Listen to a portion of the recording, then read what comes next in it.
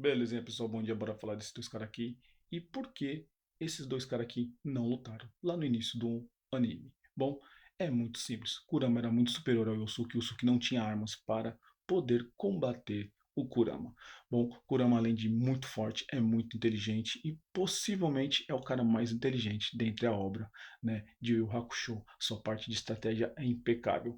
Bom, para mim ele também é um dos mais inteligentes do mundo dos animes. Bom, na minha opinião, o Yusuke começa a se equivaler ali com o Kurama lá quando ele domina a técnica do Leiko, quando a Genkai passa para ele.